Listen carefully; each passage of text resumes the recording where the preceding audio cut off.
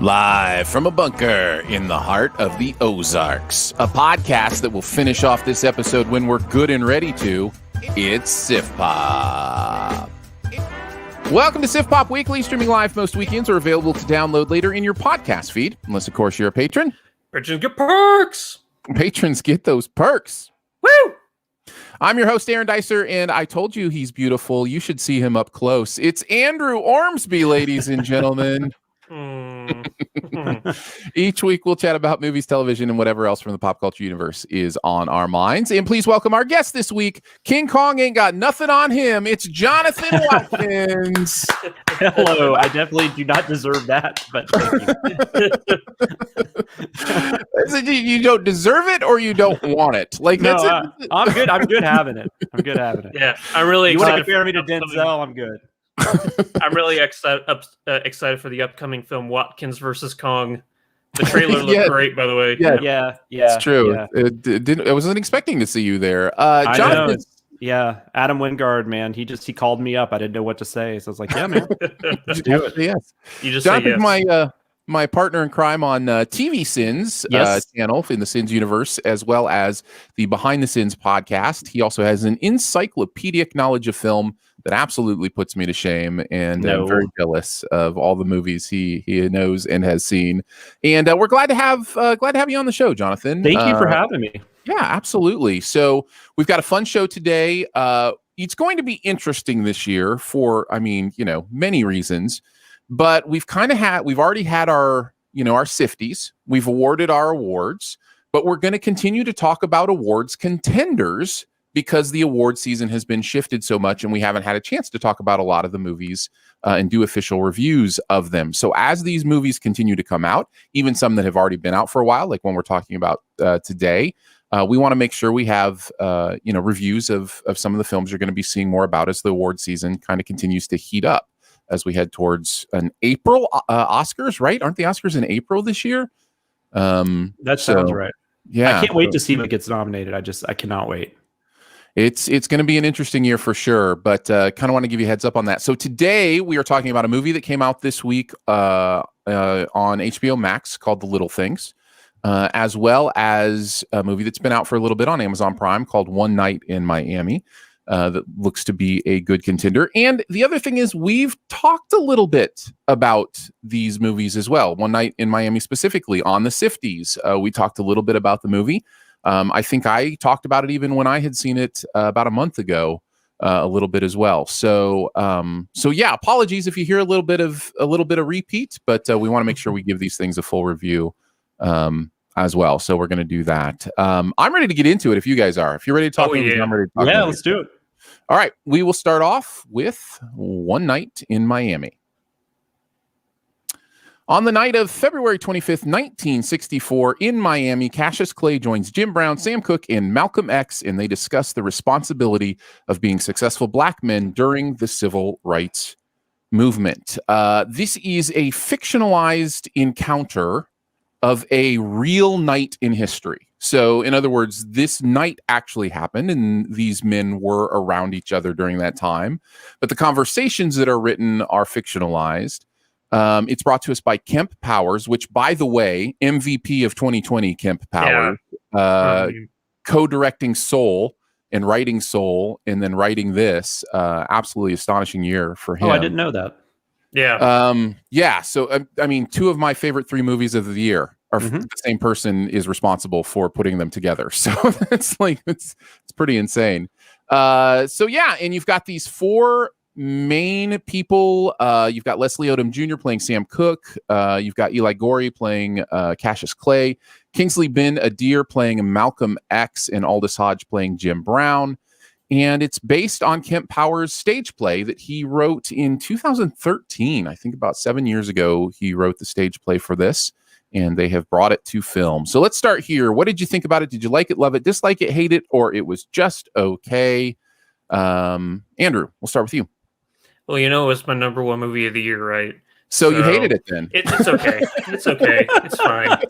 Am I the only one people are going to be surprised with? Yes. There's no surprise until we get to you, Jonathan. Meh. It's okay. Yeah, just number 1 movie of the year. No, I love this movie. It is such... Oh, yeah. It's such a delight. I've seen it, I think, 3 times now. Yeah. Obviously, it's my number 3 of the year. I also love this movie supremely. I think this movie is so great. Jonathan, what do you think? Like it, love it, dislike it, hate it, or it was just okay? I mean, I thought it was. No, I'm kidding. I loved it. It was. It's actually, I would say it's my number 3 currently as well. It would be my number 1, but Soul and Da 5 Bloods came out this year. So talk about what a great year for Black cinema. Yeah. Ridiculous. For sure. And we should mention Regina King, right? First directorial debut. Yes. On and this. She's so good. It's such she's really good. It's a very well directed movie. Well, why don't you start us off then, Jonathan? Just talk about that a little bit, or just some of the other things you really liked about the movie. Since Andrew and I have had a lot of time on this show where we have, or maybe not a lot, but a little bit of time to kind of give our thoughts on this already. Let's just kind of give us your general thoughts. It's it's a really interesting character piece. I really like character pieces, but the thing about this one that I thought was pretty impressive, especially from the way Regina King directed it and the writing, was just that you have 4 characters that you've really got to get some in-depth study done on, and they could have played it a little safe because these are all people that I think most of us know who they are, and but they really do, even though it is fictionalized. They do a really good job of going into depth with each character and giving each character kind of their own arc. So I found all that, very impressive. And so, I mean, right along with that, I've talked before on the show about how a stage play that comes to the screen has a little bit of a tricky dance to do, right? Because it was written to be in an enclosed, oftentimes one-room environment, right? And you know that's the case here. Most of this takes place in the hotel room. And sometimes I felt this way about Fences, and I felt this way even recently about what was the other one we just talked about that was a play. I have this feeling sometimes where it's like, I feel like I'm kind of watching the play. What was interesting about this one, I think it goes right to what you're talking about, Jonathan, is it starts off introducing all 4 of our characters in the way that only the movie can.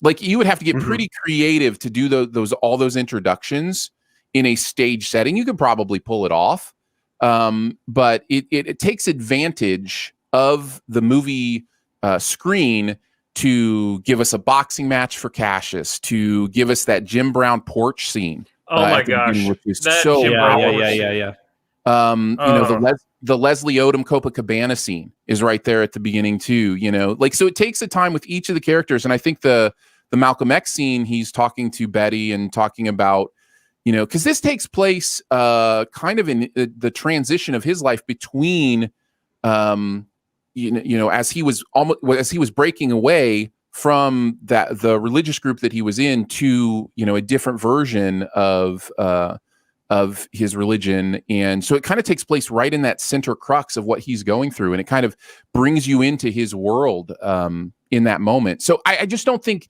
if this movie doesn't do that, it again just becomes a play on screen. But because it does that, we're all of a sudden immersed in like a real cinema world for all of these characters. And I think it really benefits, even as we kind of lock ourselves into their conversation, we have such a full understanding of them.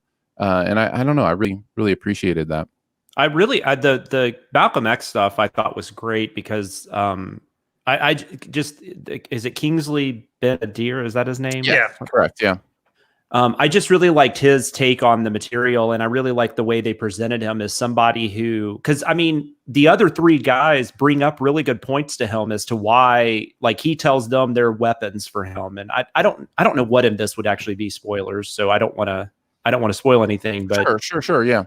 But there's conversations, like there's one he has with Jim Brown where he's talking about how, Jim Brown and Sam Cooke can be these powerful weapons for them. And then, Jim Brown makes the point, well, maybe we don't want to be a weapon. Like, that's not what we wanted. And they're both, you can see both sides. Right. And I just feel like Malcolm X typically is presented a little more straightforward and more, vocal, and just like, this is what we're doing. And everything is bad. And he just had a lot more layers, I guess, the way he was portrayed in this film, which I thought was interesting. Yeah. Andrew, what are some of your thoughts? Well, like I said last week, yeah, I think Kingsley Ben-Adir, all four of these guys, Eli Gorey, Aldous Hodge, and Leslie Odom Jr., they all are perfection when it comes to portraying these real life people. But I think Kingsley Ben-Adir is just a little step above them. I think he's, besides Delroy Lindo and Defy Bloods, I think he's the best performance of the year. I think is what I said. I can't remember. It's been a week since I talked. But regardless, I loved him in this movie, and the stuff that the altercations, I guess you could say, or the disagreements with Sam Cooke as to responsibilities as black men, or how they see each other and see like the both the pros and the cons that they are doing, to help during the civil rights movement, what their power as celebrities can do for them. And they it's ironic because I think it's Cassius Clay who pulls the most punches. I think everybody else is pretty straightforward, because I think Cassius is more like a referee in this. Yeah, he absolutely is a referee. Yeah, compared to and Jim Brown is the mild disagreeer, I guess you could say. So a lot of the heat and tension comes from Sam Cooke and Malcolm X, and it is just so fascinating to watch because you're like, yes, every single person in this movie is right, but it's one of those things where, and this is a movie that is so poignant and important that I feel bad pulling a quote from Cobra Kai season 3, but there was, I forget how it says, there's 3 ways to look at something: the way you look at it, the way you look at it, and then there's the truth. And it feels very sorry, it feels very much that is what is happening in this movie, that there's 3 sides to look at it: the way you see it, and then the truth. Going to Regina King, I think that, as we've said, it's a brilliant way to direct a movie. A lot of it takes place on or inside the hotel room, but actually, I think some of the shots that were on the roof when they were watching the fireworks and stuff is gorgeous to look at. The way that was shot, having them walk into pan from behind the camera, it was just such a beautiful way to introduce that scene. So, yeah, it's an okay movie. Yeah, no, and another example of taking advantage of the cinematic nature of what you're doing, and I just think that's so well done here. I also like what you touched on with the characters, in that it's so beautiful to see 4 distinct, not just characters, not just personality traits, but philosophies and beliefs. And I think a lot of times films will understand more the idea of we have to have characters who fill different roles personality wise. we've got the funny guy and whatever,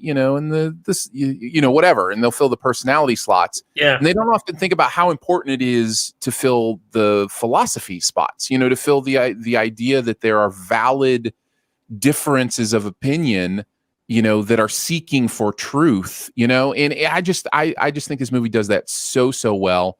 I know we mentioned the conversation, the battle between Sam Cooke and Malcolm X in our movie moments of the year conversation last week, and it is some of the most intense and beautiful and powerful dialogue I've seen in a movie in a long time. Their scenes, they felt like friends. I mean, that right, felt like a friendship. That happens in friendships, right? You have disagreements and you have to walk away for a second. And I totally agree. That's amazing.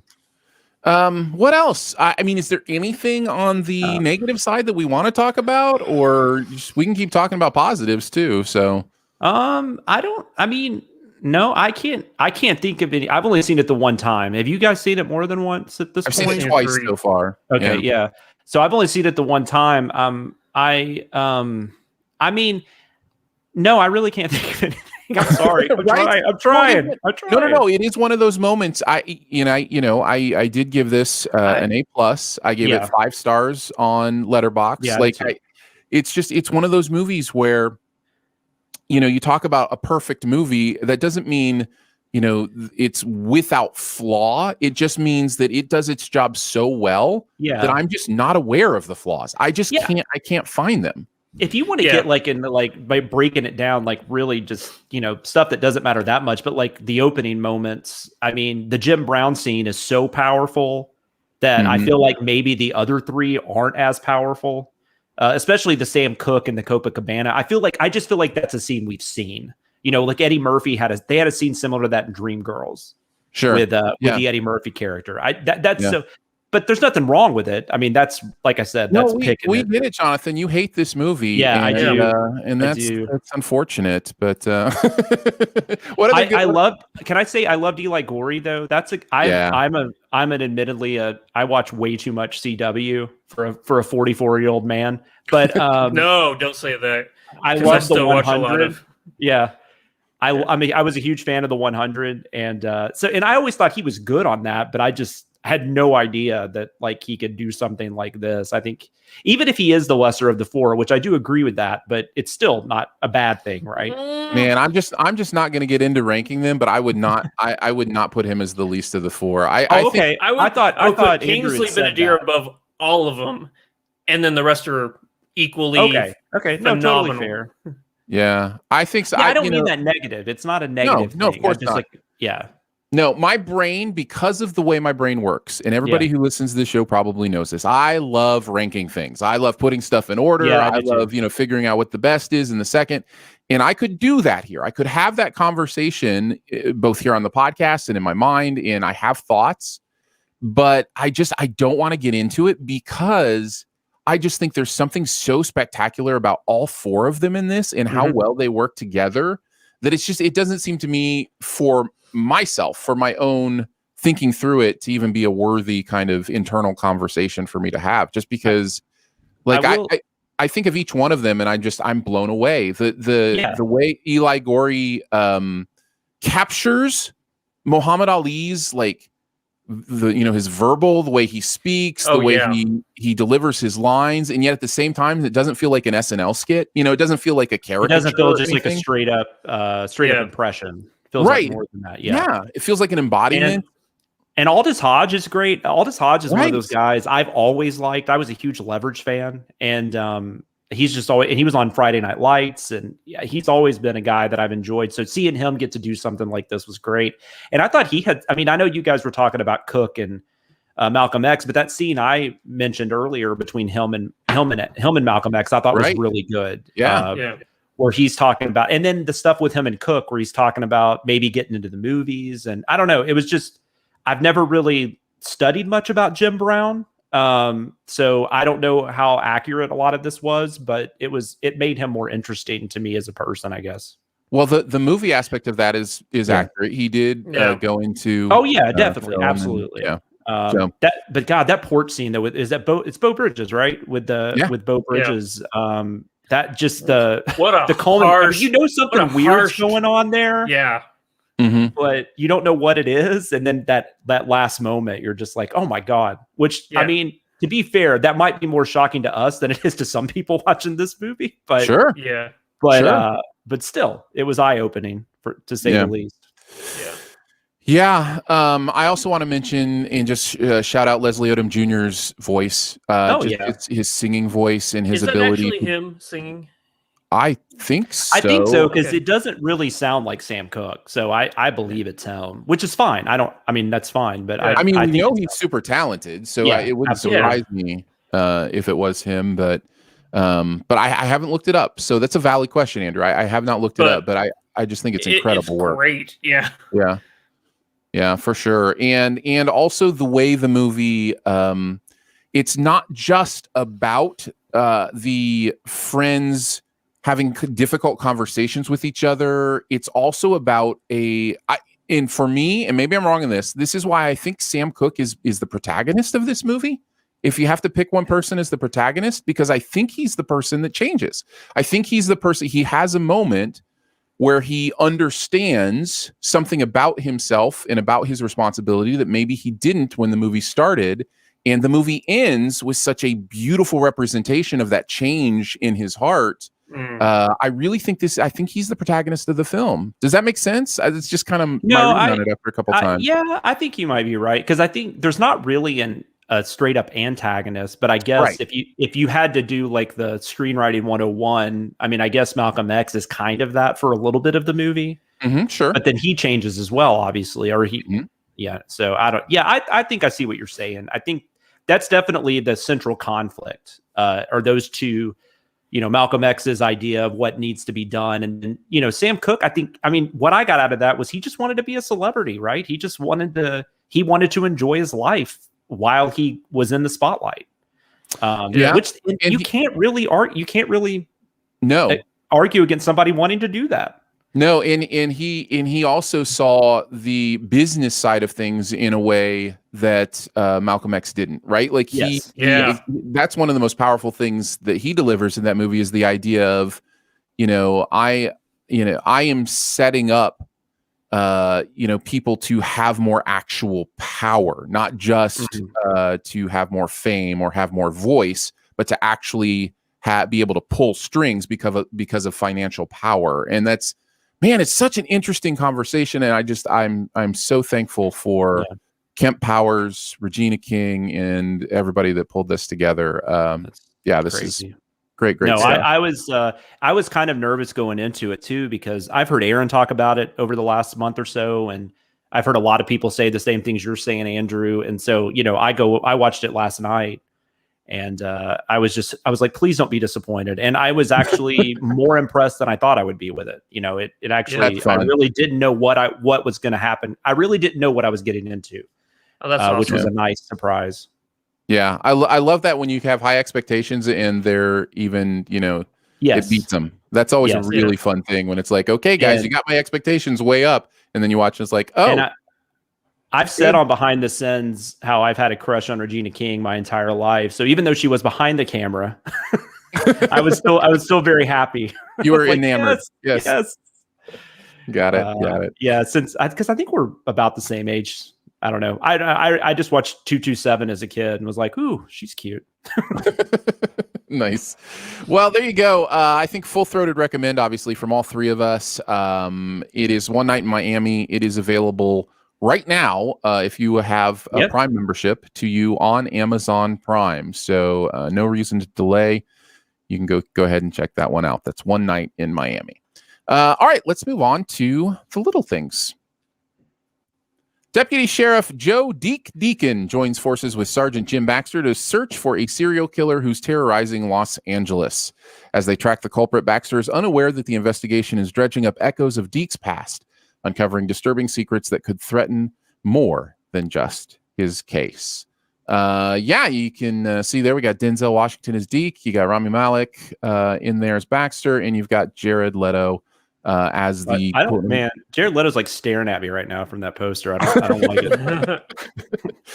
Yeah, there was that one thing that Denzel said in an interview. He was asked if Leto pulled any of his like method acting tricks on him, and Denzel was like, "Nah, he wouldn't have gotten away with that." I think his exact words were, "Somebody would have paid him a visit." It's awesome. Denzel's just the best. So what did you guys think about this? This is on HBO Max, and it's part of their new streaming and theaters at the same time strategy that they're doing. So what did you think? Did you like it, love it, dislike it, hate it, or it was just okay? Jonathan, we'll start with you this time. I am firmly in the dislike camp. I'm not quite to hate it, but the more I think about it, the closer I get to hate it.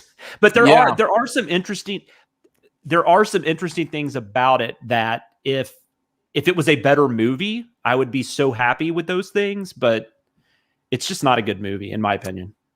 I'm going to go ahead and go next because I pretty much echo your exact sentiments. I think there's a bit of wasted potential here. Actually, there's a lot of wasted potential, especially when you've got this cast. But I'm firmly in the disliked it. Just solid disliked this movie. Andrew, what about you? I have got things to say about this movie. I didn't. For I'd say a good portion of this movie, I thought it was okay. Then the ending came, and the more I think about the ending, the more I'm like, oh, I hate that ending so much. So I'm going to go with you guys, and I'm going to go with disliked. I guess we can't talk about the ending. I'm sorry. No, whenever we do a spoiler cast for this, because we have to do a spoiler cast. Yeah, we'll do a SIF spoil on this. It'll be in your podcast feed for sure. Oh, I got things to say.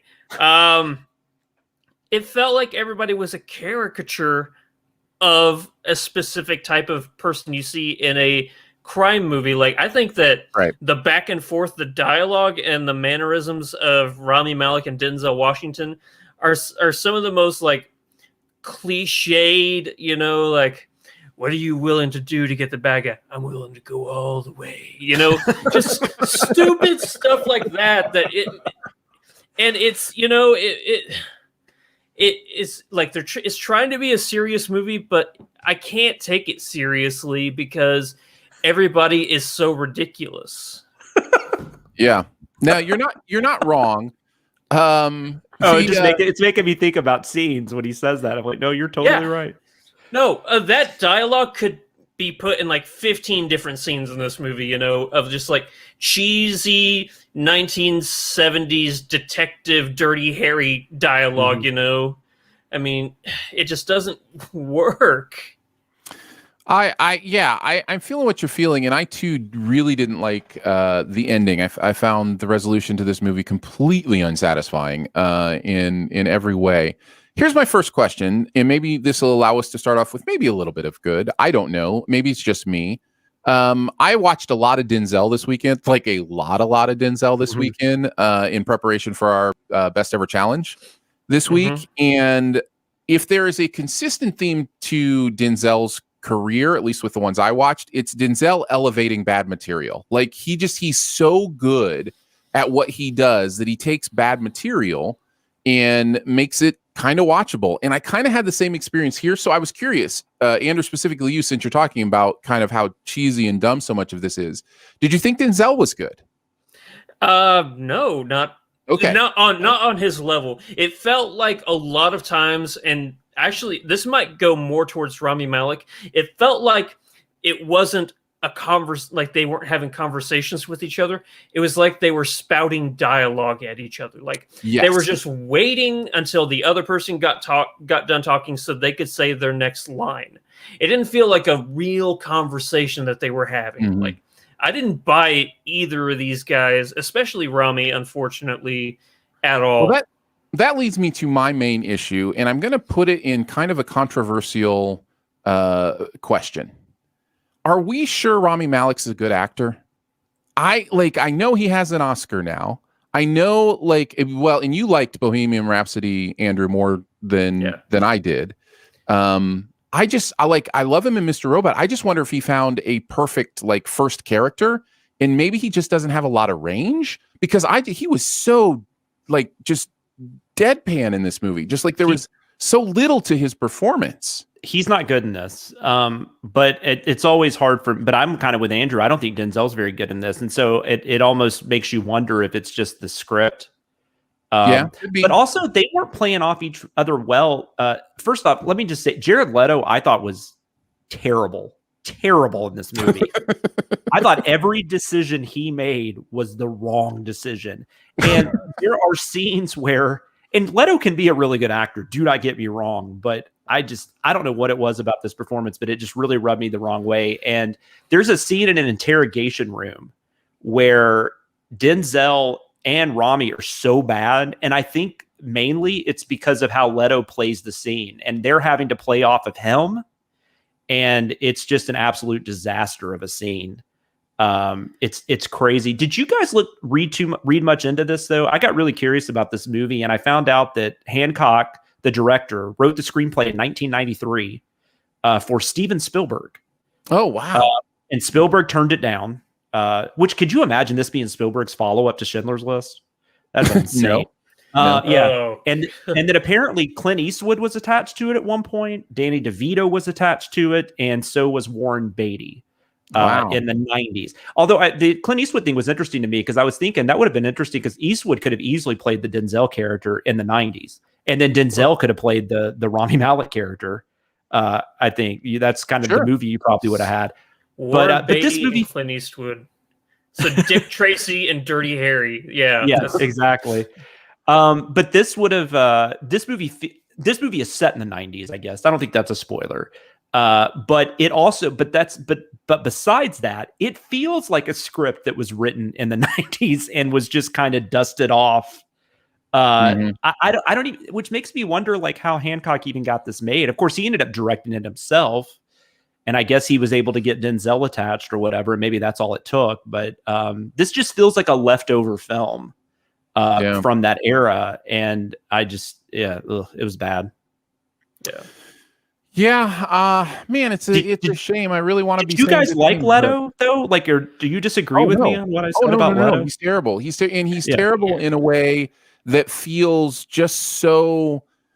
There's just nothing about that performance, number one, that rings to be compelling to me in any way. I'm not compelled to hate him. I'm not compelled to, like, I think he's going for that. I was just about to say, he's going for something at least. I think the other guys are kind of phoning it in. But that was actually my main thing with Denzel, is his almost felt way too laxed. Like, and I know the character was supposed to be kind of that way, I guess, based on past events and everything. But yeah, there was something about that felt a little phoned in.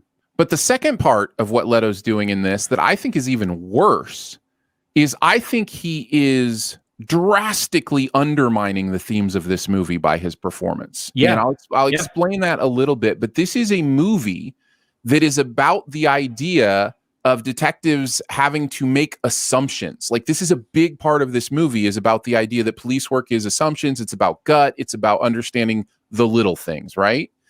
And he is specifically not doing little things. He's doing big things. Like, it's just like, now how much of that is how much of that is Leto and how much of that is dialogue?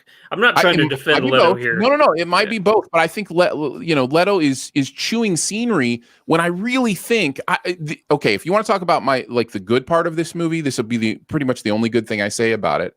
I think there's an interesting seed of a theme and concept here. I think there's a really interesting way this movie could have been made that makes a very interesting point about assumptions, gut detective work. Does that make it okay? Like vigilantism. There's some really the seed of something really interesting here that either the writing, the direction, or the acting, or all three just undermine through the entire movie. And I really think there's something underneath here that could have been interesting, could have been really good. By the way, did you guys get that they were trying to say that a lot of crimes are solved because of the little things? Because I didn't quite catch that. I think they only said it like 8 times. So yeah. I thought you were serious there for a second. No, I don't know. I mean, It felt like every other bit of dialogue was Denzel giving him tips about the little thing. He should have just each consecutive time pulled out a cassette recorder and just played it in like the little things and just put it back in his pocket. And since this was written in '93, I was really curious if like Hancock based this on the Bush song, which he very well might have, because this movie kind of felt like a Bush song. It was, there was stuff there that could have worked, but in the end, it was disappointing. Yeah. Really. Yeah, disappointing. And I cannot wait to talk about. I will say the themes of this movie and the ending. Ooh. I think I disagree with you guys a little bit on the ending. I don't think the ending works. I do think if this movie had done what Aaron is saying it could have done, that ending would be gangbusters. I think I could be wrong, because we're not getting the movie we wanted to get, right? So I think you are 100% correct. I think the reason that ending, and we'll talk about it in the SIF spoil, the reason that ending is so terrible and so unsatisfying is because of how undermined the themes of the movie are, and it again, a different person in or performance in the Leto character, I think it changes a lot. I really think that changes a lot. And of course, the other two performances need to actually do something. They really screwed up the little things, is what you're saying. to make this a better movie. Yeah. Well, I know Jared Leto. Go ahead. Sorry. Go ahead. No, I was just going to say Jared Leto. Oh, I love delays. I was going to say that I love the fact that, from what I'm hearing from you guys, is that I don't think we're going to. What I hate about the ending is not the same thing you guys hate about. Could be. Yeah, could be. I think Very well that. Could be. I think that the final message that this movie leaves is not one that's warranted for the era we're living in. That's all I'll say. So, yeah. I think we're going to get a lot of Jared Leto gifs and memes from this movie, though. Like the line that stuck with me was we could even maybe get some tacos. Yeah, it's like, what is going on in this movie? Yeah, it's like can you? Oh my god, I'm a villainous person. By the way, I can't wait till we talk about Rami Malek. Is it Rami or Rami? I always say it's Rami, but okay, Rami. Talk about why he dug a bunch of holes. That scene drove me nuts. But yeah. Anyhow. Yeah.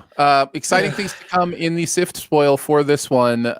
So that should be in your feed for whenever you're ready for it. But yeah, overall, the little things is a swing and a miss for all three of us. It sounds like this isn't one I think you need to see. I mean, obviously.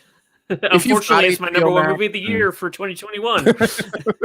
Oh, that's because you haven't seen Psycho Gorman. If you saw Psycho Gorman, you would be disagreeing. Yeah.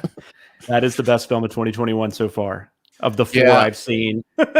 I've got 13 2021 releases that I've seen, but a lot of that's because I got them early. Oh, yeah. Inner season. Well, and that's the thing. Are these still going to be 2021 releases if they're nominated for Oscars in 20? You know what I'm saying? Like, they are. They are. Yeah, they are technically 2021 releases that will be nominated for the 2020 Oscars. It's silly. I don't understand it. It's just like, but okay, you did what you did, and now we all have to suffer the consequences.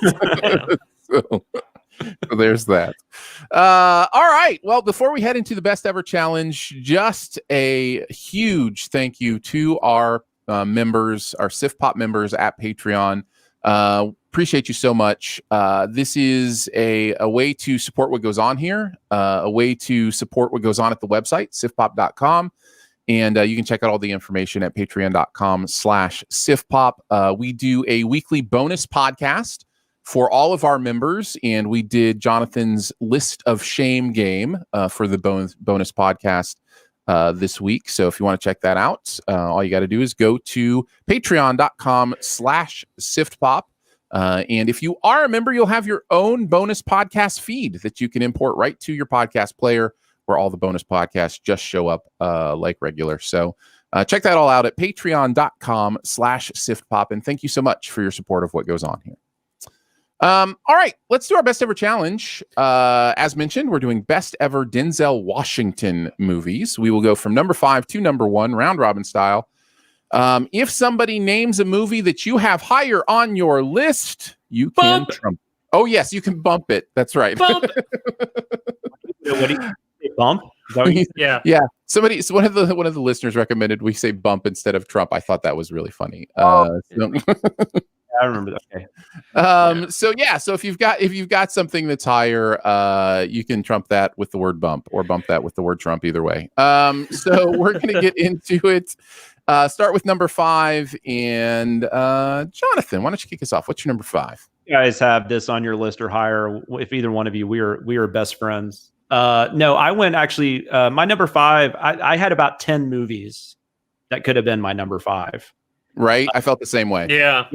So I did go for one that maybe is a little more obscure but is very important, I think, in his film career. But it's The Mighty Quinn from 1989. That's an old original. Yeah, the reason I initially watched this one was because back in around 89 was when I really started getting into film criticism, and I started watching like Siskel and Ebert. And this was a movie that was on Roger Ebert's top 10 films of 1989. So I think that's but I didn't really get it because I was only 13 or whatever at the time when I watched it finally. And so it kind of just flew over me. But since I've grown older and I've gotten more, especially since I've gotten more into film noir, this movie, going back to it, it's really stood out for me. So for those that don't know, Denzel plays a police chief on a small Caribbean island, and a hotel owner on that island gets murdered. And one of Denzel Washington's childhood friends is framed not framed, but is the prime suspect. Spoiler. Yeah, no, that's why I don't know why I said framed. I was like, wait, I'm saying this totally wrong. But he's the chief suspect in the case. So it's all about him trying to find out who did it, or if his old high school friend was involved, and things of that nature. So that part of it is fine. It's a perfectly fine murder mystery if that's all you want to watch. But on top of that, this is really Denzel's first movie where he starred. He had a couple smaller things before this, and he also did St. Elsewhere, of course. But this was really the movie that kind of, I guess in some ways, might have catapulted him a little bit. I know Roger Ebert wrote in his review that this was the kind of movie that turns you into a star overnight. And then, of course, later this year, Glory came out, which really, skyrocketed him, obviously. But this is a really, really good movie. It is a very good noir. It's basically like a Caribbean noir, which is not something you see that often. And the other thing cool about it is that, of course, it's in color because it's a 1989 as opposed to black and white. And it's a really, really sunshine-filled noir, which kind of like how daytime horror is a little more interesting at times than your traditional horror film. Totally. I think sunny noir is pretty fascinating because it's just not a style you see with that type of subgenre. It's got a great supporting cast: Mimi Rogers, Emmett Walsh, James Fox, Robert Townsend plays his high school friend. That is the suspect for murder. So it's a really, really, really good movie, and it's a very early performance, but you can see right away that he's a star, basically. So yeah, that's why I put that in number 5. I believe they call that genre sun noir. Yeah, there you go. Sun noir. Sun noir. Yes, exactly. I'll go second. I have Unstoppable as my number 5. Nice. I really like this movie. As you know, as some of the movies that this movie beat out to be in my top 5, I may lose my movie critic card. I'm just telling you, it's one of those things. But I just have so much fun with this just simple, intense train movie with Chris Pine and Denzel. There's something about the characters I really buy into. I think it's well paced, well structured, and I dig it. It compels me from beginning to end. So I have a lot of fun with Unstoppable. Am I allowed to say something's in my honorable mentions? Yeah, sure. Go for this it. is in my honorable mention. This made my honorable mentions. It's Tony Scott's last film, right? Which R.I.P. That's Tony true. Scott. It's true. And yeah. he's one of my favorite filmmakers. This is definitely the latter part of his, the last 10 years of his directing. I think this is probably his best film that he made in that time period. So it's a lot of fun. I agree. We're going to talk about Tony Scott later on in this list, but yeah, I hope so. Yeah. I'll say this about Unstoppable: it's better than it deserves to be. Right. When you see the premise, you think, oh, that is just a cheesy B action movie. and it is, but it's a good cheesy B action movie with good character development and stuff. Yeah. So yeah, it's Jaws. I heard somebody describe it as Jaws with a train, and I think that's a legit comparison because the train is basically a killer. Yeah. You know. All right, nice, good. I'm glad I got a little backup on that one. Andrew, what do you got at number 5? Well, Jonathan mentioned my number 5, and that's Glory. It's such a powerful movie. The fact that you have Matthew Broderick, Denzel Washington, and Morgan Freeman in this movie about something that is so powerful. This squad of African Americans fighting for their freedom, and the turmoil and struggles that they go through along the way. If you haven't seen the movie, I'll just say that it's not a happy ending movie, in the, I guess, the normal sense, like if you think about how the Civil War ended, then yes, what they were fighting for was just, but for the characters, it's a tragic ending. And it was like one of the first movies I'm like, oh, I didn't know movies could end that way. Okay, interesting. Yeah. I love Glory. I think it's a phenomenal movie. No, you're absolutely right. It is in my honorable mentions. I rewatched it this weekend. I hadn't seen it in a long time. And man, is Denzel amazing in this movie. Mm-hmm. He absolutely 100% deserves his Oscar for this. He's incredible. Everybody's good, but he's operating on another level even than Morgan Freeman is in this movie. Matthew Broderick, he is really portraying something interesting too, because his character is also wants to fight, but is also very aware of the reality of the situation. Like the character that he plays in Glory is more prescient than any character in the movie. And understanding, he says something. He has a monologue at one point about this doesn't change anything. Like even if we win, one hurts. Oh, that one hurts. Right? Yeah, because he's right. And guys, I'm not trying to be political at all when I say this. This is just a fact. There was a Confederate flag in the Capitol building. Like that's just a fact. Somebody took a Confederate flag into the Capitol building. So you look at that and you go, yeah, the ramifications of this war 160 years later, we're still dealing with it. So, it's a powerful movie. I was really impressed rewatching it. It's a great movie. I'm glad Andrew put it on his list. The only, which I probably had way too much anxiety over making a silly list, but the only hiccup I had with putting this on the list was I don't know that this is a Denzel Washington movie. We should clarify then.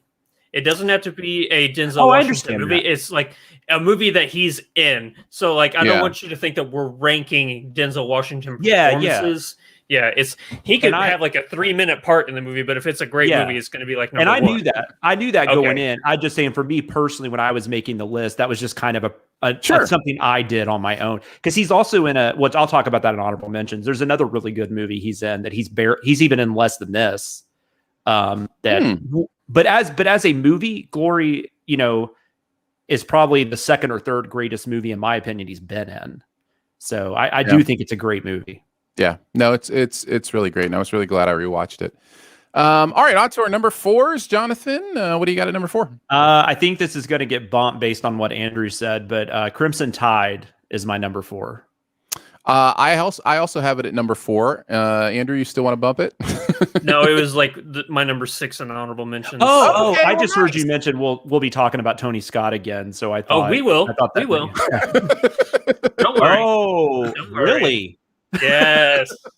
Oh, I know what you're talking. Okay. Well, I hope I know what you're talking about. But anyways, I just totally forgot he did so many movies with him for some reason. So you had this at number 4 also. Yeah, Tony Scott and Denzel worked a lot together. Yeah. They had some crazy movies. Yeah, Crimson Tide is great. Yeah, I love Crimson Tide. It's my number 4. I don't really. It's one of those like Mano movies, I guess, where you've just got two actors just going at each other for a couple hours.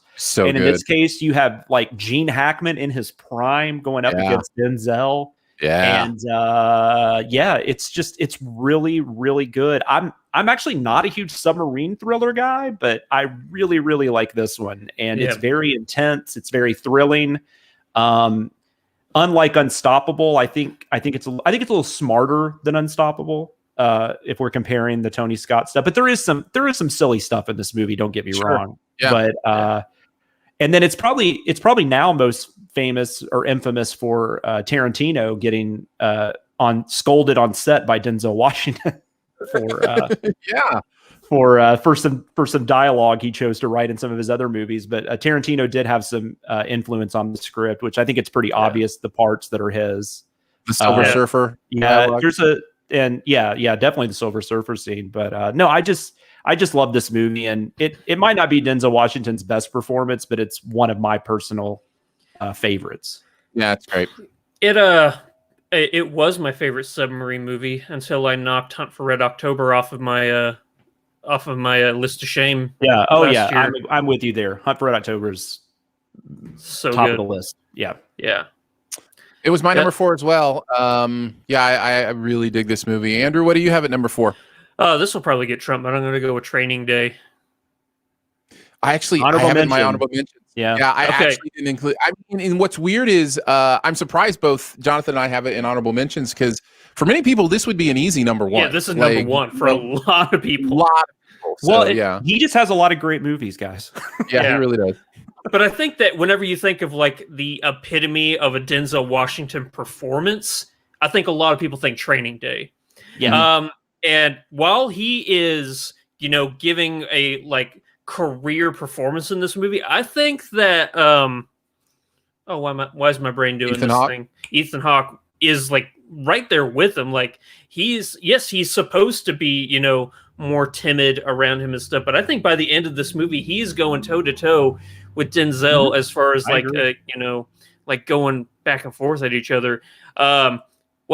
It's a fun movie. What a fun, like not like happy go lucky fun. I was going to say it's a weird movie to call fun. It's a fun and like it's a movie that draws you in, and it won't let you go until the end of it, where you're like, I can't take my eyes off of this. This is insane. Right. Yeah. It's an interesting take on the cop drama for sure. Yeah.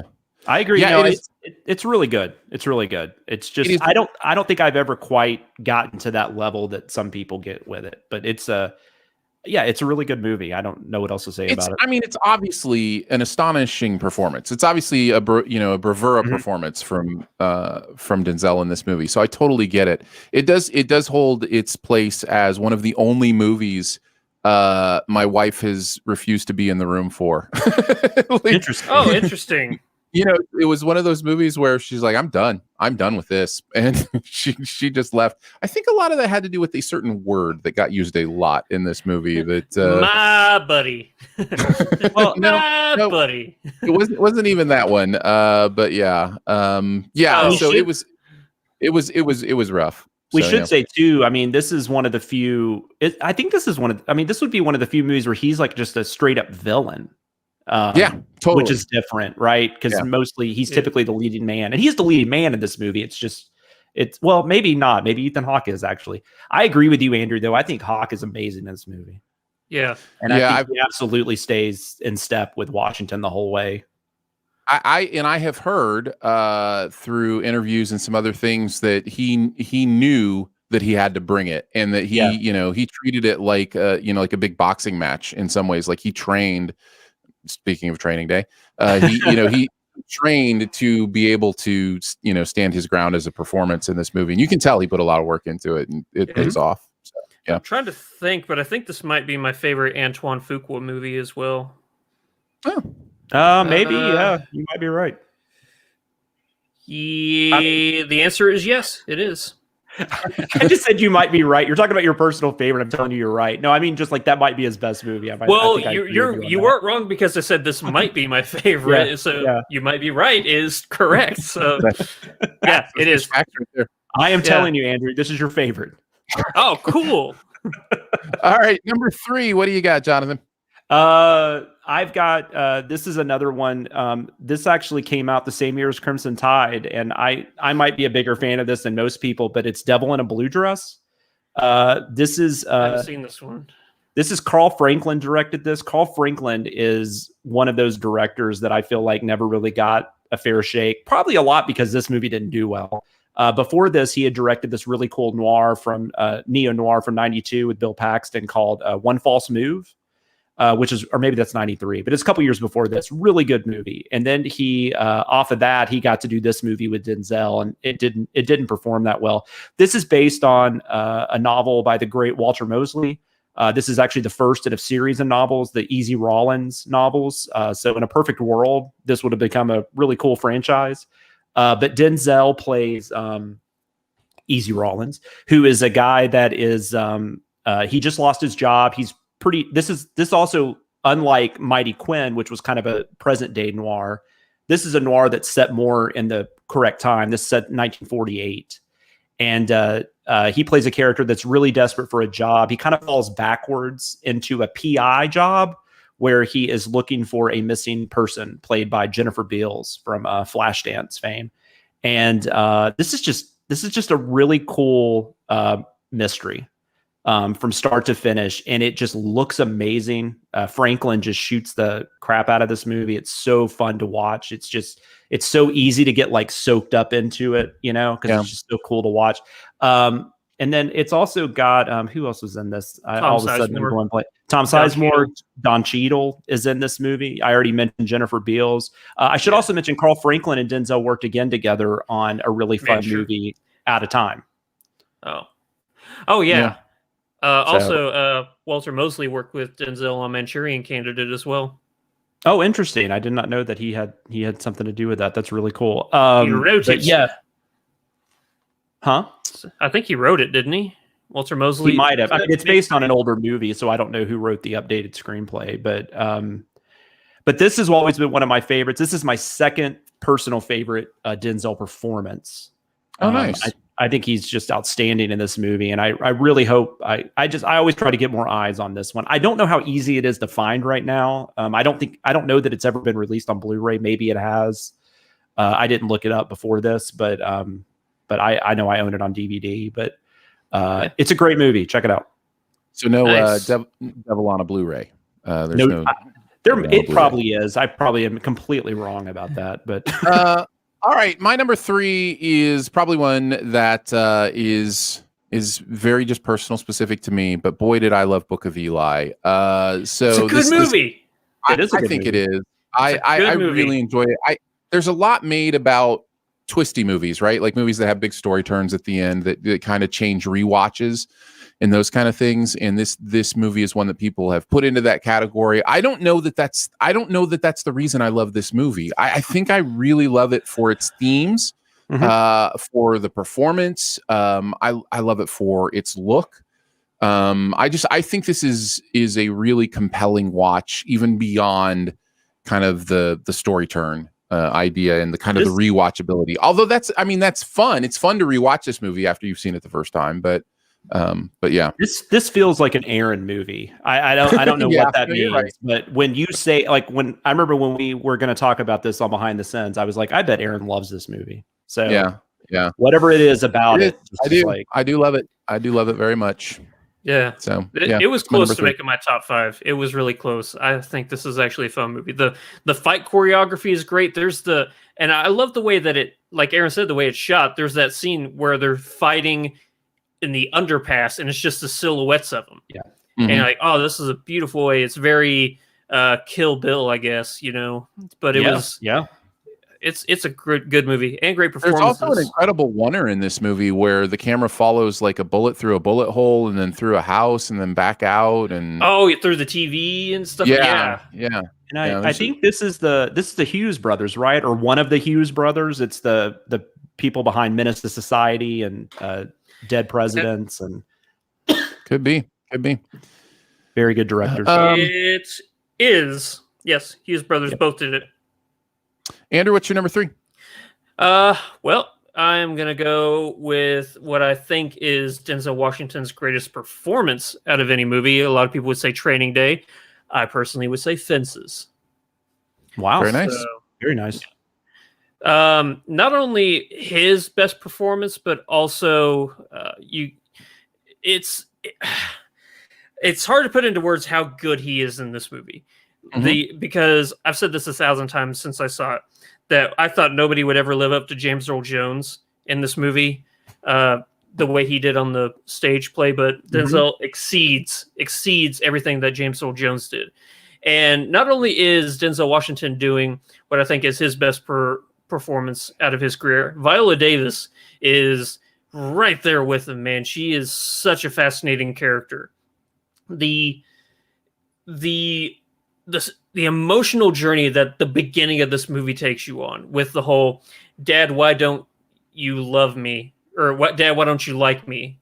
And you think that the whole thing is going to turn around, "I don't like you, I love you, you're my son." But if you think that that's the way that conversation is going to go, oh, you are sorely mistaken. It gets rough and somehow real in a horrifying way, and that relationship, that conversation is the foundation for the rest of the movie. It gives you an idea of who these characters are, and if they're going to change, how they'll change. It's like One Night in Miami in the sense that it's a great caricature piece, but unlike my One Night in Miami, where you have 4 amazing performances, I think Denzel is the main focus of this, with a phenomenal support by Viola Davis. Yeah. I just remember thinking that this is acting the movie. You know, like there's so much incredible work going on here.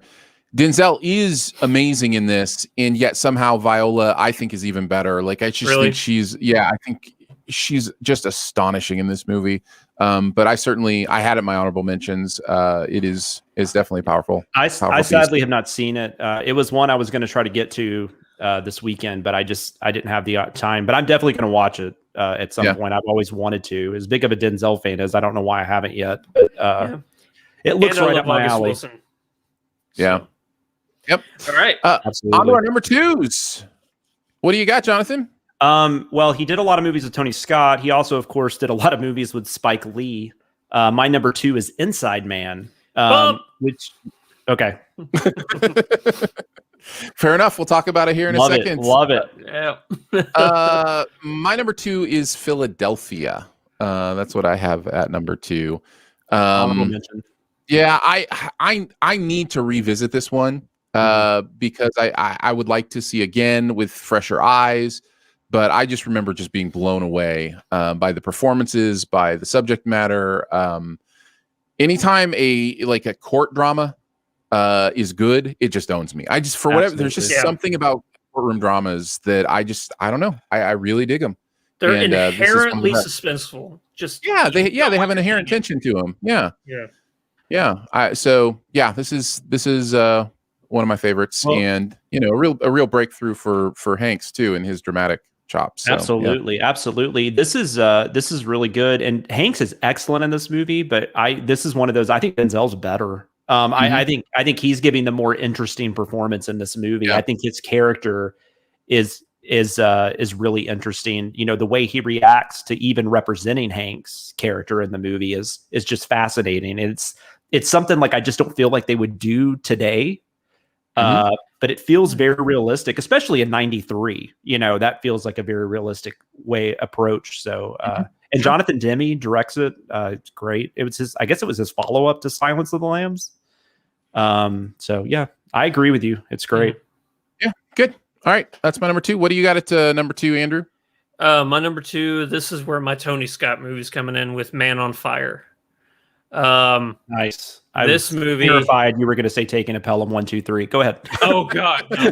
Sorry, Travolta. I'm sorry. You didn't quite make my list. No. Man on Fire is an insanely intense movie. A lot of people they look at Taken as the movie where it's the revenge to get back the little girl, and oh yeah, this is the movie started off. No, it was Man on Fire, and it was way more brutal than Taken ever was. Sorry, Leslie Nielsen, but you don't really hold a candle to Man on Fire. This is it's a beautiful movie because it makes Mexico a character in this movie. I think it's Mexico City is where this takes place. and it's just a tour de force of action. The way Tony Scott, he was a very visual director. The way he chose to direct his movies, it was very stylized, and this one is no exception. The way it does like a glitching effect, like whenever it transitions into another scene, is just beautiful. And of course, you have the amazing Christopher Walken dialogue of his a painter and he's about to paint his masterpiece. You know, that whole speech that he gives.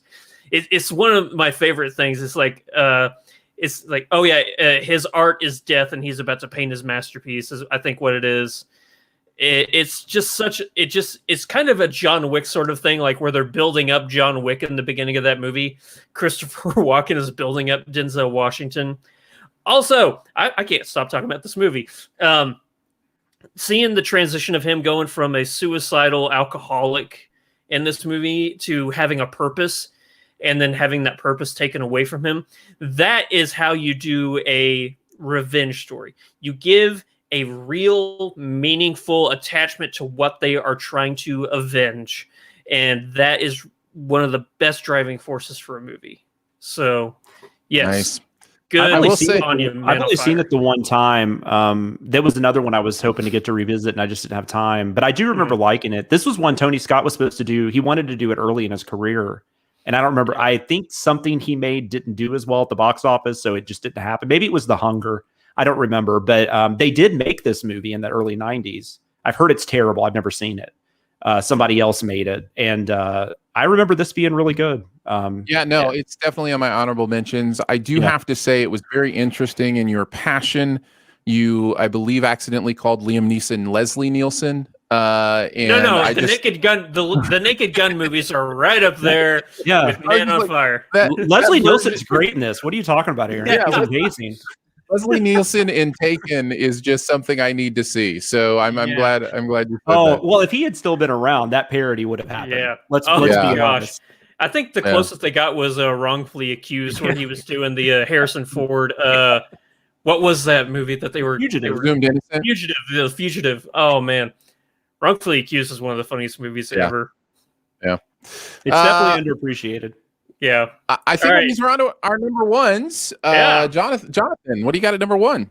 My number one is another Spike Lee movie. I almost had 3 on this list actually, but this was always my number one. I never had any doubt in my mind that it was going to be Malcolm X. Yeah, I'm glad. I'm glad that one of us had Malcolm X on the list and at number one, because man, what an incredible epic! It's just so good. And I've talked to Aaron about this because Aaron loves biopics. I cannot stand biopics normally. Ooh. And this is like a 3.5 hour biopic. It's long. It's a long one. Spike Lee is one of my favorite directors, and the way he directs this movie, he makes it interesting. Like his style on this biopic is so much more interesting than most of these types of films are. It is definitely showing like a chronological version of his life. I mean, it is doing those things, but it's just the way he interacts, the way he uses news footage, and just, I don't know, it's just the way he puts the movie together. And Denzel's performance is just ridiculous. This might be like top 10 all-time performance for me. It's crazy good. It's so crazy good.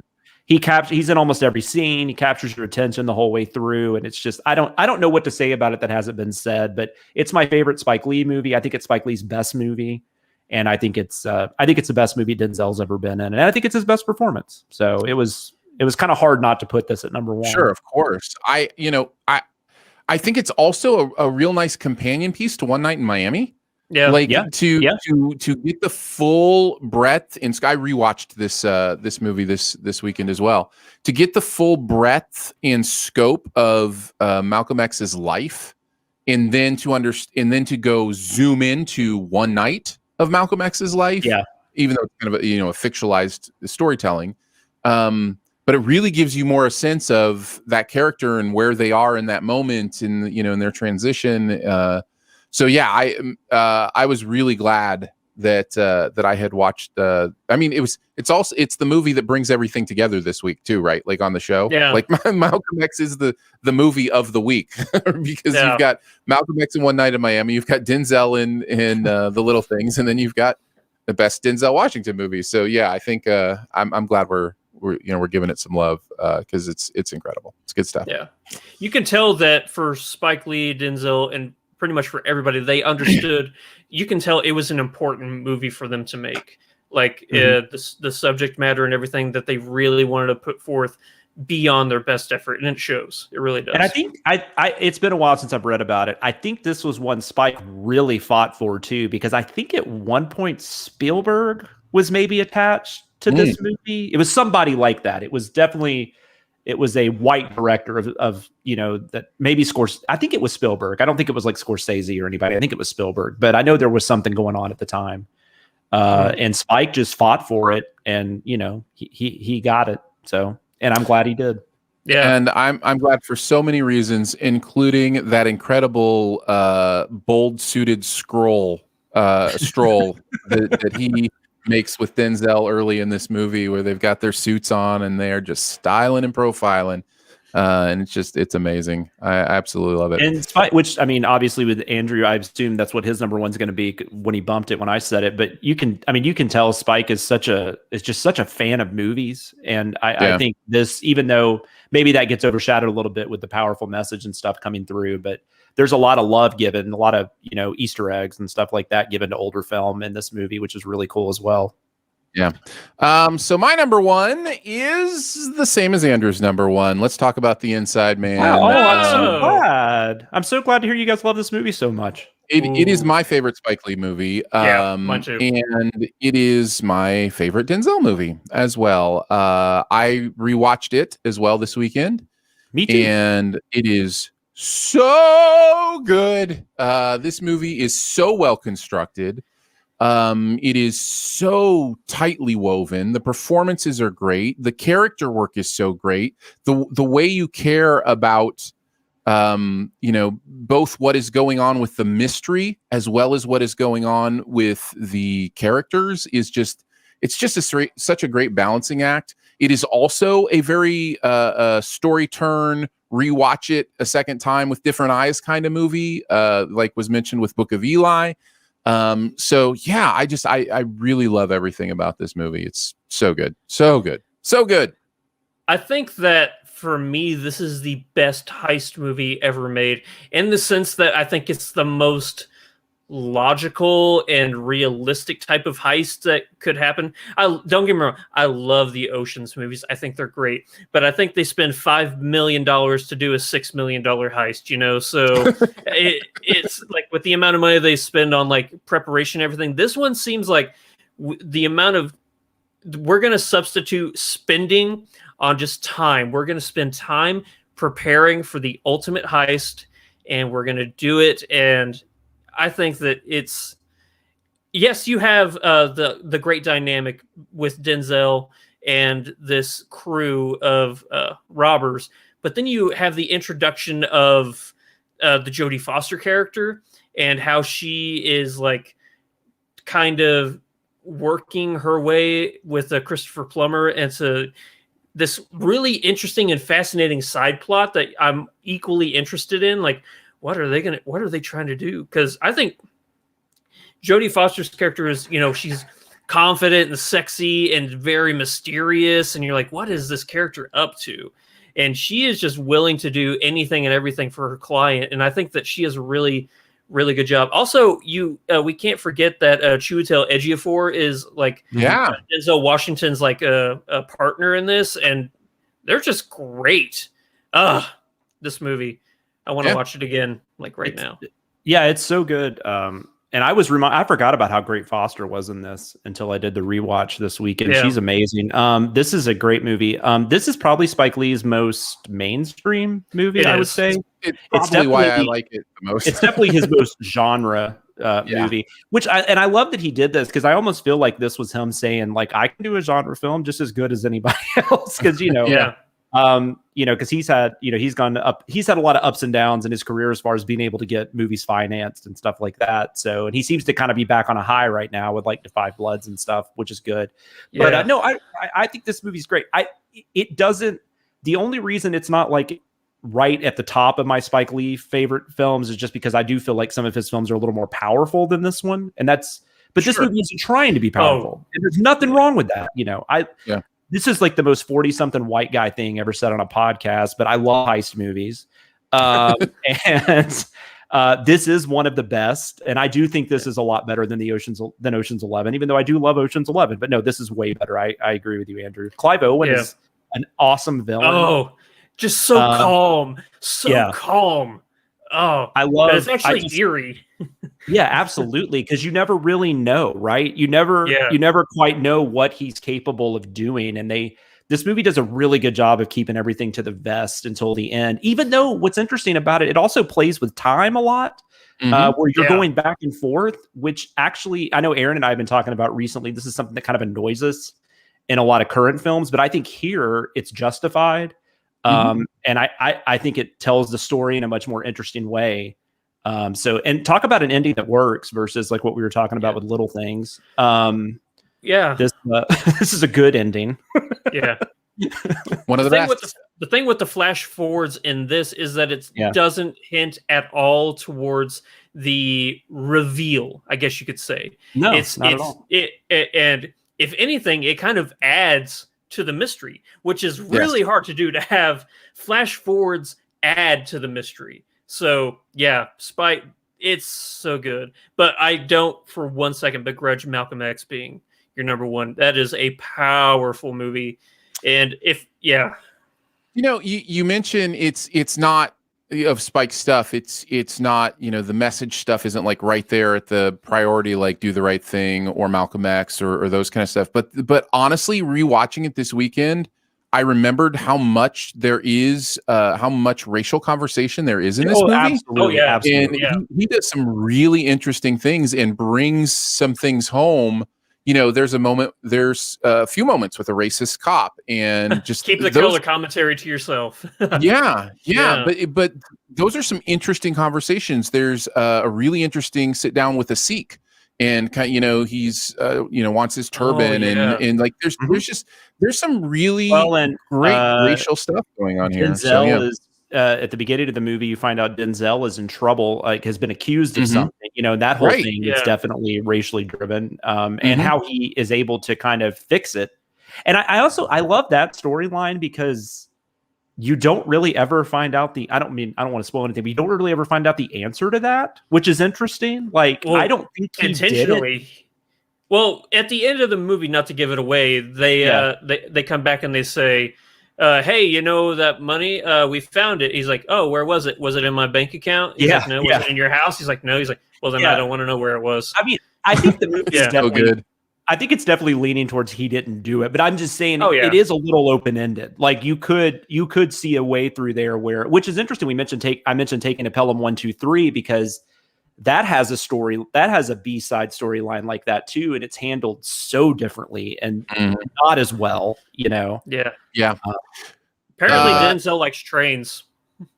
Yes, and trainings. Training and trains. I would say huge recommend. Obviously, as mentioned in the live chat, it is available on Peacock. And if you have ad-free, if you have ad-free Peacock, you can get it without ads. If you, but also you do the free version of Peacock with ads. It's available too. So first world problems. I own Inside Man, but it was a DVD. Not only was it a DVD, but it was full screen. And I did try to watch it, and I was like, "What is this?" So I was like, "Thankfully, it was on Peacock, and nice. I actually got to see the whole screen, and it was nice." All right, let's do some honorable mentions before we get to our own. We will go with some in the chat. Fallen is being talked about. Yes, that's on mine. Just recently watched this. I did not enjoy it as much as Jonathan, although I do appreciate what it's trying to do. It just had a lot of over the topness that I kind of rolled my eyes at. That is a straight up genre movie. There's nothing. Yeah, sure. I mean, it's just kind of a fun movie. Yeah, and it's one I can see people falling in love with again because of the end. There's a story turn at the end that's actually kind of bold and I give the movie credit for it. So it's weird. I still don't know if it works, but I like the movie. yeah. I'm with you. Every time I watch it, I'm kind of like, did that actually work? I don't know. Some love for Man on Fire is in there. Remember the Titans was mentioned in the chat. People remember. I'm surprised. That's the one movie I'm surprised none of us mentioned in our top 5. Like I said, it's a nice movie. Like it's just it's a good-hearted. It's a nice movie. I don't know what else to say about it. It's like the definition of a 3-star movie, in my opinion.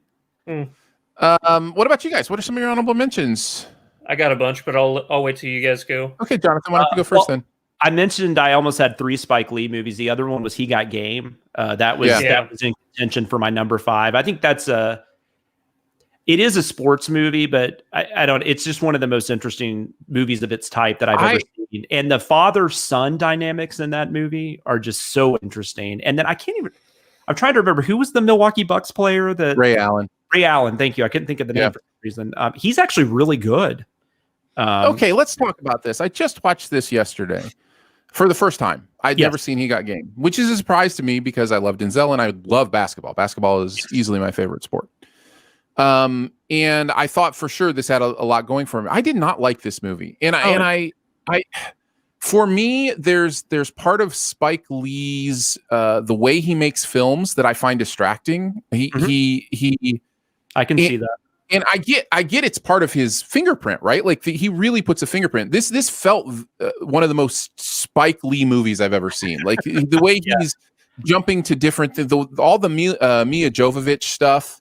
The way he jumped into that and made that a big part. Like I was really anytime it was father son, I was in. But that's not a lot of the movie. It's a messy movie, and I think that's really why it initially didn't make my top 5. But despite all the mess, I love it. So I get it. And again, I'm coming to it late too, so there's that part of it as well. But I didn't think Ray Allen was that. I thought he was sports good, like he's good for an athlete. But I didn't. I almost wish they had cast an actor instead of an athlete. I got you. No, that's fair. I should say.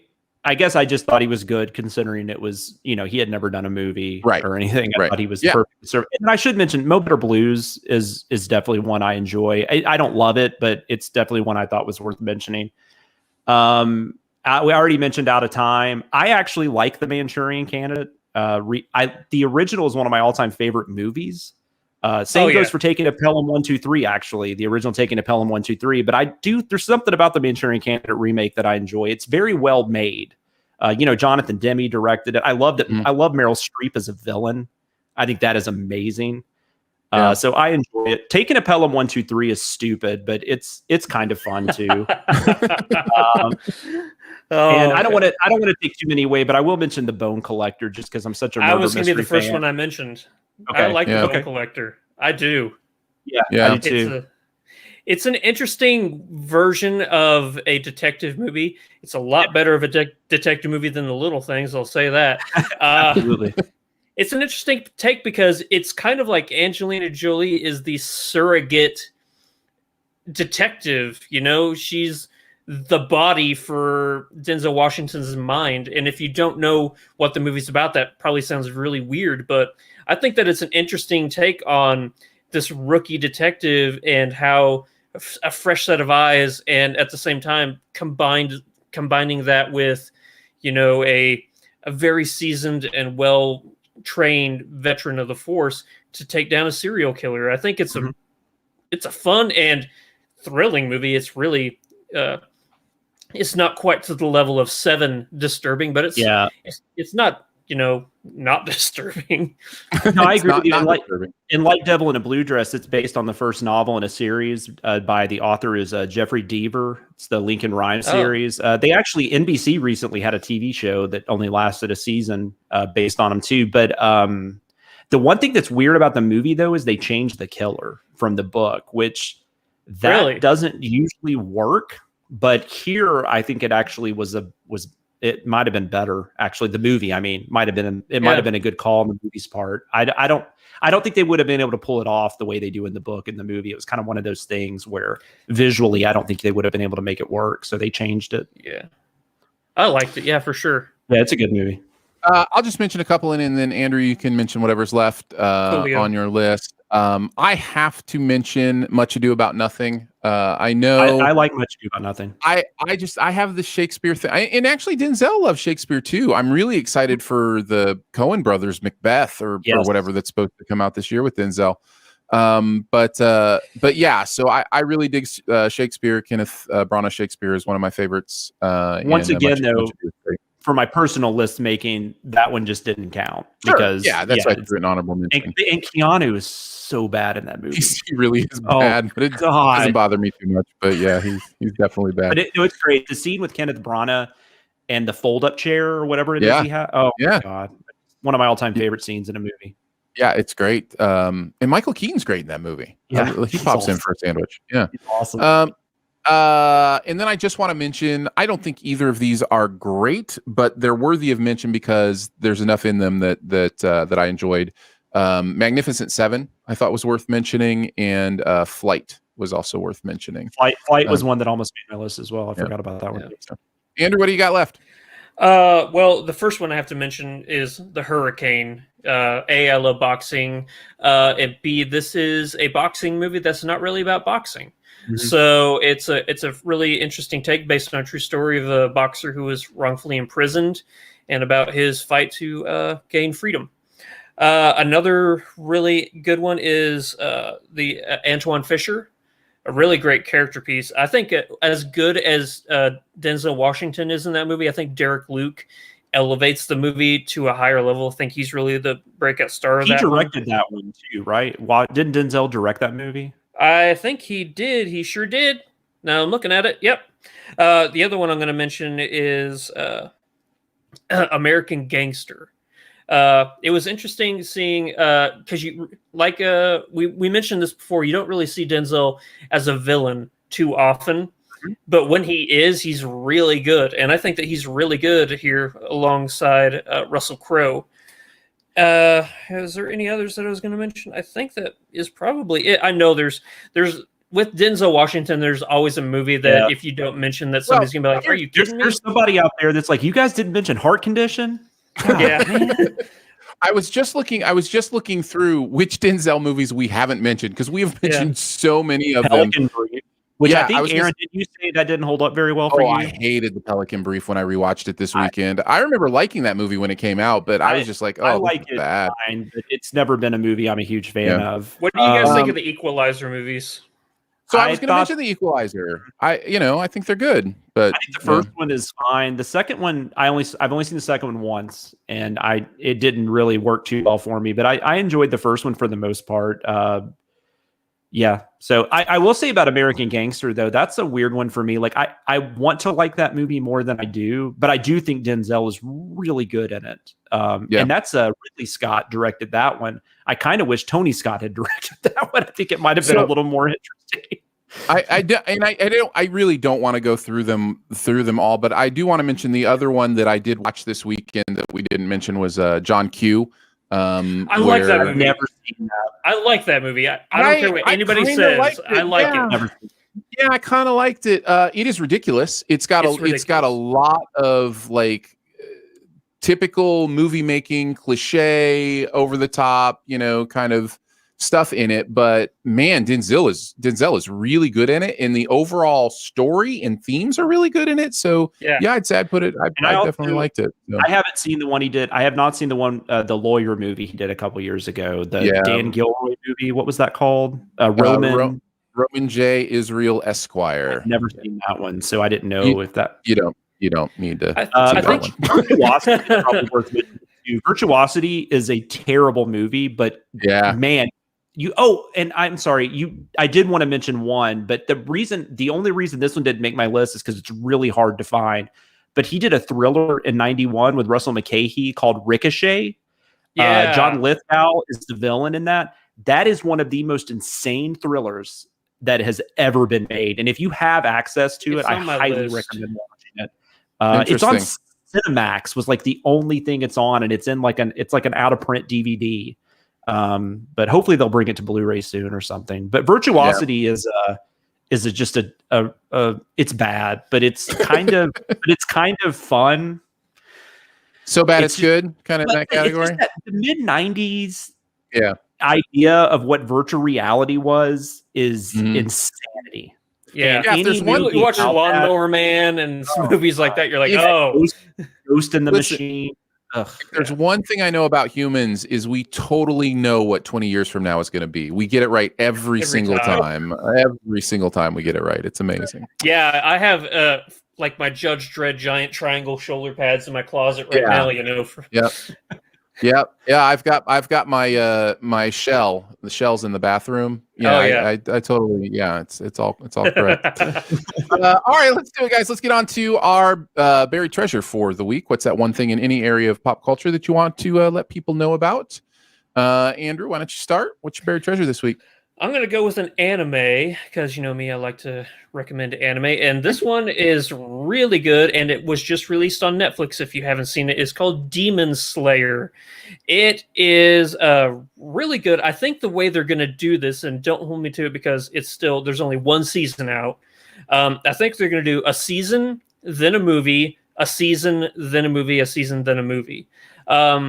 They finished the season and they just released the movie in Japan. It's not over here yet, but it's already the highest grossing movie in Japan's history. Oh, wow. So, wow. Yeah. It Spirited Away, the Hayao Miyazaki movie, that was the number one highest grossing movie in all of Japan. But now a single season of a TV show sparked enough love to make a movie the highest grossing movie ever in Japan, which I think is fascinating. It's a really good movie. It's like feudal Japan, warriors being trained to fight demons, and it sounds kind of cliche, it sounds like nothing much there. But what I find interesting is that they're not quite zombies, but the whole getting attacked by one, you turn into one. So zombie or demons were originally humans. It's kind of on that level, but I think the interesting thing is you see these evil monsters that they fight every single week, but then at the beginning of the next episode, you see what that person was like before they turned into, a demon. So it humanizes the villains, and it makes for a very fascinating watch. Really fun characters. I think it's fantastic. Yeah, like Phil said, it did higher numbers than Titanic and Frozen in Japan. It's crazy. Yeah, it's on my list. I've heard about it. It's on my list, man. I've got to check it out. Yeah, it was just put on Netflix. I think it was on like a Funimation or something like that before, but I think Netflix is a way more accessible way for people to watch a show. So yeah, check it out on Netflix. Cool. It's really good. That's cool. They're doing they're going to try to do what the Dark Tower failed at, and doing the TV series, then a movie, then a TV series. Yeah. You had to go and mention the Dark Tower. Oh, I'm sorry. I forgot that you were like big thing, right? I'm so sorry. I'm sorry, Steven. I'm sorry. I'm with you on that, man. That was this row right here is all Dark Tower. That's see. Dark Tower that's awesome, comic. Man. That's so cool. All right.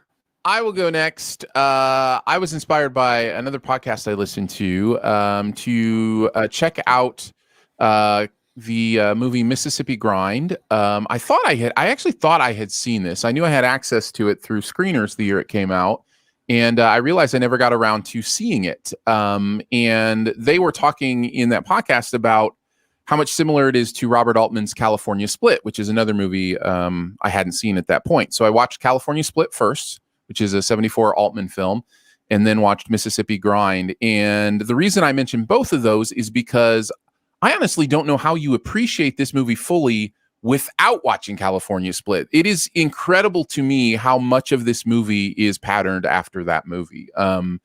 From different shots, even the poster that they use is very, very similar to one of the California Split posters, Throwing the Dice. To mention a little bit about it, it's Ryan Reynolds and Ben Mendelsohn are our central characters. Both are giving great performances here. And it is really a movie about the essence of having a gambling problem, what that looks like, how that feels, and portrays it in a way that is not just pedantic or preachy.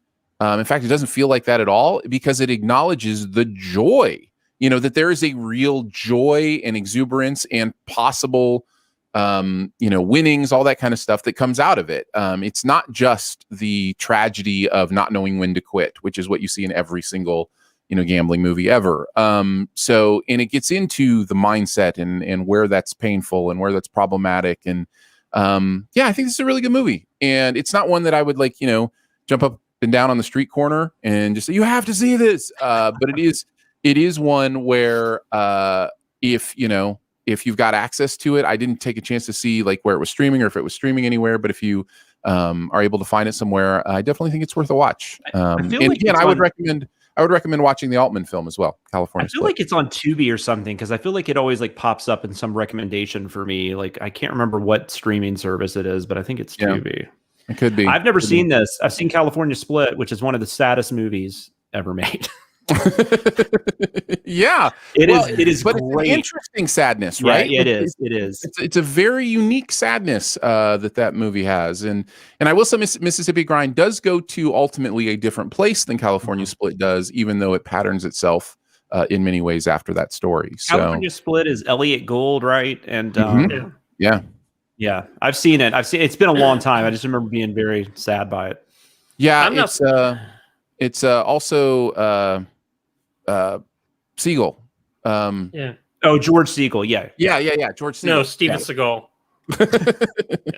Jason Siegel. I'm not surprised anymore when somebody says that there's a good Ben Mendelsohn performance. It's just one of those things like Ben Mendelsohn. I'm like, oh, he's probably knocking it out of the park. He's one of those actors I could see within the next 5 years winning an Oscar for best performance. Sure. He's got that skill. If he just gets the right script and the right movie, he can do it. The MCU has done a good. If anything, the MCU has given a lot of these interesting actors a bigger face. I guess more people know, and they go back and look at their previous work. And Mendelsohn's definitely one that has benefited from that because I didn't realize half the stuff he had done before, before Ready Player One. So he did a show on Netflix, an original that was with. By the way, while you're looking that up, the chat is coming through saying that yes, Mississippi Grind is on Fubo. Fubo would be a whole different station. Fubo TV and Showtime. That's what it is. That's what it is. Also, we didn't mention Deja Vu. Just thought about that. Jonathan is just bound and determined to mention every single one.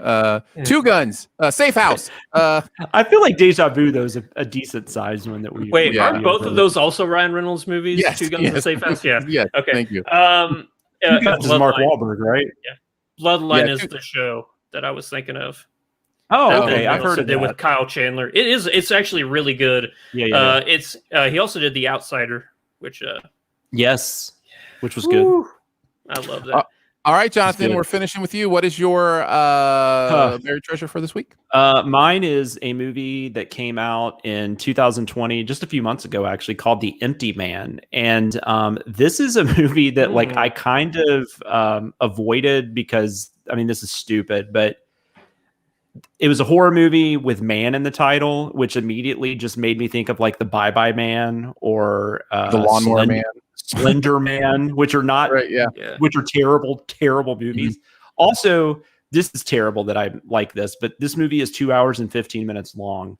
Horror, as much as a fan I am as the horror genre, horror is not a genre that needs to have a 2 hour and 15-minute movie most of the time. There are exceptions, obviously. The Shining is probably one that most people go to. Yeah. But I feel really, it's stupid that I did that. And I had recently read some stuff about it that kind of intrigued me. So I checked it out this past week. And I quite enjoyed it. It starts off, and this is part of the reason why it's 2 hours and 15 minutes. It starts off with a pretty long prologue. Yeah. Where it's in 1995, not trying to make too much of a Little Things reference out of this, but it goes back to the 90s, and I'm trying to remember where they were. It's these people that are hiking, and sorry. You're good. I guess I didn't write that down, but they're hiking in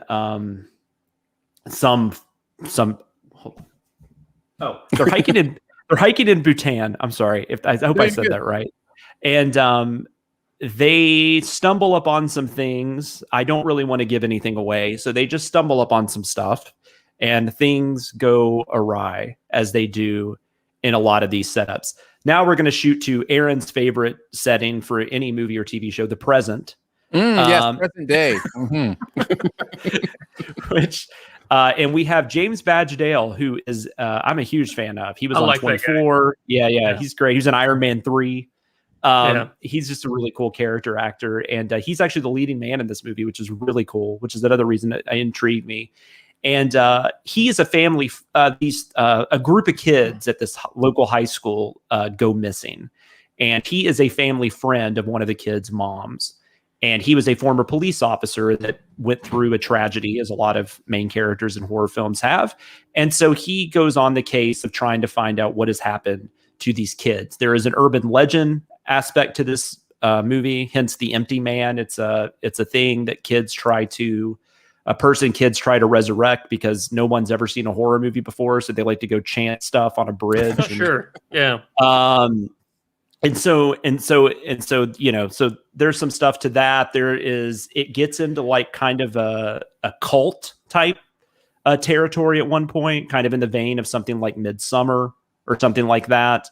I've heard people compare this to Zodiac, which it's not as good as Zodiac, but I get why people are saying that. It kind of has that look to it and that feel to it. I also got some serious OA vibes. If there's any OA fans out there, like I know Aaron is. Yeah, I like the OA. I got some serious OA vibes. I will say in the end, this movie's a little too all over the place to completely work, but I think there's enough there to recommend it. It's definitely not your typical urban legend-esque horror movie. It is suspenseful at times. There's actually a pretty good mystery at the center of it. Also, as I feel like I've said noir like 30 million times on this episode, but it does kind of have noirish qualities to it. James Badge Dale definitely is that type of character that you would find, in a noir. It's definitely a horror movie. So, I mean, but I do think even non-horror fans, there will be things in this they'll find interesting. So, overall, I liked it. I feel like I can't say too much about it just because of all the twists and turns. But where can people find it? The Empty Man? So it is available to rent. Okay. But it's like $5. It's not it's past the PVOD phase or whatever they call that now, where it's like $20. So it's like $5 to rent, like on Amazon, Vudu, wherever you rent things from. I think it's even really cheap to buy too. I think it's like $7.99 or something on a lot of places. So definitely worth checking out. Well, if you like James Badge Dale, I'm going to recommend The Standoff at Sparrow Creek. Amazing movie. It's really good. It's really good. Yeah. No, that's a great one. I totally forgot that when I was thinking about his stuff. No, that's amazing. Nice. Yeah, that and 13 Hours, Secret Soldiers. I'm like, wait, that's a good Michael Bay movie. What? That's not supposed to happen. Yeah, it tries really hard at times to not be, but it does succeed in the end. So that's good for it. Well done, guys. We did a podcast. Yeah. Congratulations to us for accomplishing the goal we set out to accomplish. Podcasting has been done. Thank you so much for hanging out with us today on Sift Pop. It is part of the Studio DNA Podcast Network. You can find out more about other shows on the network at studiodna.media or by searching Studio DNA in your podcast player. Huge thanks to Andrew for hanging out again today. Thank you, buddy. Huge thanks to producer Phil for producing the audio and video show. Thanks, Phil. Thank you to Drew for putting together the graphics for the video show. Golf clap. And thank you to Jonathan for being our guest today. Jonathan, thank you. Where do you want to send people? Where can people find you online? Well, you can hear me every week on Behind the Scenes, which I rediscovered the other day. My mom, like a year and a half later, still calls it Behind the Scenes. That's okay. It is Behind the Scenes. And I do that with Danae Hughes, who I'm sure a lot of the listeners know who that is, and some other guy. I don't know his name. Some other weirdo. Yeah, totally. No, I do that with the lovely Aaron Dicer. So you can find me there. I'm also on Twitter. I'm at SamLoomis13 on Twitter. If for some reason you want to have a conversation with me. And there you go. Very nice. Well, we You appreciate don't you have being to. here. You don't have to feel bad about your mom saying behind the scenes because my mom still says I do the radio. So No, it's just the other day she's like, "Hey, by the way, I just wanted you to know I ordered a behind the scenes shirt," and I'm like, "I don't know what that is." And then she explained she meant she ordered our shirt. So, Nice. oh, that's cool. Nice, very nice. Much love and gratitude to our Sif Pop members as well for making Sif Pop a real thing with their monthly support. That starts at $3 a month. And you get access to all the bonus episodes as well as some other fun perks. You can find out more at patreon.com/SiftPop. Also, lots of ways to connect with us. Feel free to comment, rate, or leave a review at Apple Podcasts or wherever you listen. And if you'd like to email us a question or a topic, you can do that to feedback@siftpop.com. And finally, if you're having a good time, your movie-loving friends will probably like the show too. So make sure you let them know about it and that listening is much easier than Jared Leto playing a normal human being. We will be back next week with Promising Young Woman and Malcolm and Marie. A couple heavy hitters next week. So we'll see you then. I'm going to have to look up Jared Leto to see if he's ever just played a normal human being now. I'm sure he has in the past. Dallas Buyers Club now. Thank you, video. We're going to let you go so we can record a spoiler cast. Thanks for hanging out with us today. Appreciated your comment. There was somebody who had a question, and I did want to get to that. I think it was for you, Jonathan. I think they were asking, you had mentioned there was another Denzel movie that he was only in like 3 minutes of. And they didn't remember what that was. Yes, a 1984 movie called A Soldier Story. It's a really good. It's very similar. It reminded me a lot of A Few Good Men to the point where I'm wondering if Sorkin got some ideas from that movie when he wrote the play for A Few Good Men. But it's a lawyer trying to figure out who really did something, committed a murder. Okay, and cool. It's really interesting, but Denzel has a very small role in it, but he's also very good in it. But that's A Soldier Story. Good. Well, thank you for the question. Are we down the line? Are we going to do a review of season 1 for WandaVision? Because somebody's asking me about it. Okay, so yes, we will get to that once the season is complete, probably. Yeah. And do a full season review. Okay.